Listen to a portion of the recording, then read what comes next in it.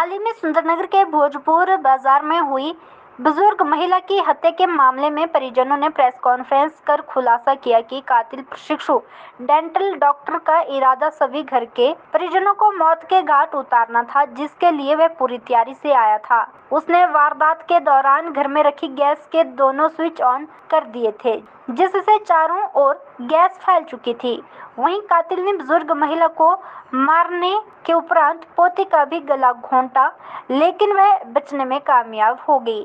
परिजनों ने कहा कि डेंटल कॉलेज प्रबंधन की लापरवाही से कत्ल हुआ है। पीड़ित परिवार के परिजन हरपाल सिंह सेबक ने करणवीर सिंह, राजपाल सिंह, रमनीक कौर, पार्षद नरेश वर्मा, सुरेश कौशल की उपस्थिति में पत्रकार वार्ता को संबोधित करते हुए आरोप लगाया कि स्थानीय डेंटल कॉलेज प्रबंधन की लापरवाही के चलते यह कत्ल की वारदात हुई। यदि कॉलेज प्रबंधन परिवार की शिकायत पर संज्ञान लेता और लड़के को घिनौने कार्य के लिए कड़ा कदम उठाते हुए कॉलेज से निष्कासित कर देता तो आज यह नौबत नहीं आती। उन्होंने यह भी खुलासा किया कि कॉलेज प्रबंधन शिकायत पर कार्यवाही तो दूर, उल्टा परिजनों को धमकाता रहा कि लड़के के परिजनों ने ढेर सी डोनेशन दी है, यदि कोई शिकायत भी करेगा तो वह लड़के का ही बचाव करेंगे। परिजनों ने कॉलेज प्रबंधन के खिलाफ मामला दर्ज करवाने की भी मांग की है।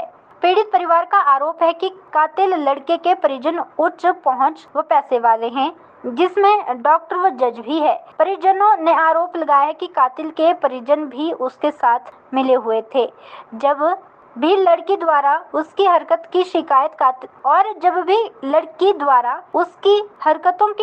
कातिल की बहन को बताई तो वह उल्टा उसे ही धमकाती थी कि यदि उसके भाई को कुछ हुआ तो उसका परिवार सभी को जेल में भिजवा देगा। पीड़ित परिवार व लड़की ने अपील की है कि मानवता के नाते कोई भी कातिल युवक के लिए पैरवी ना करें, ताकि ऐसे मानसिकता के लोगों को संदेश चला जाए कि समाज में ऐसे लोगों का कोई स्थान नहीं है।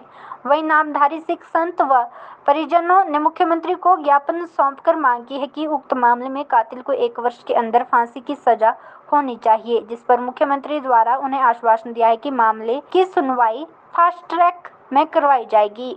12 अगस्त को जहां सुंदरनगर में एक बहुत ही मंदभागी घटना वापरी। हमारी भांजी के घर उनकी सास को रात को कत्ल कर दिया गया गैंती से, बहुत बेरहमी से, और उसके बाद भांजी की लड़की को उसको मारने की कोशिश की, वो भगवान की कृपा से बच गई। और इस केस की उसी दिन पुलिस पहुंच गई, उस लड़के को पकड़ लिया और ये उसके पर FIR हो चुकी है।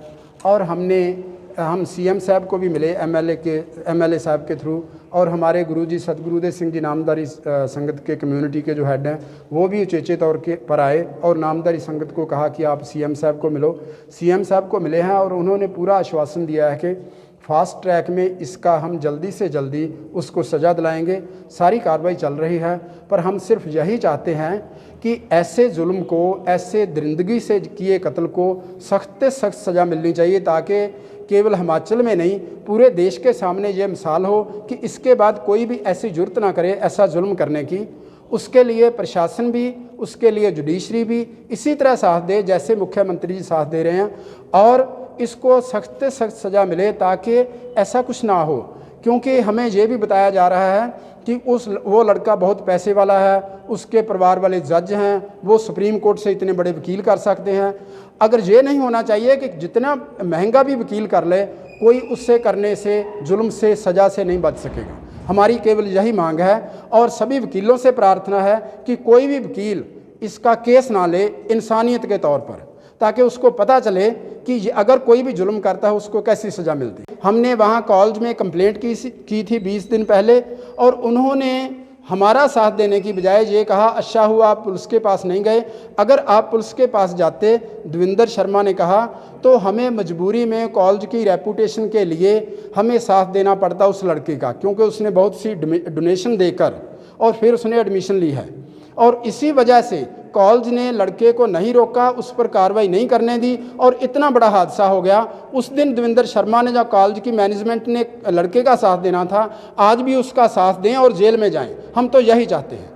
और हमारे जो इंस्टीट्यूट हैं, जो एजुकेशनल इंस्टीट्यूट में, उन्हों में हमारी लड़कियां, हमारी बच्चियां सुरक्षित होनी चाहिए।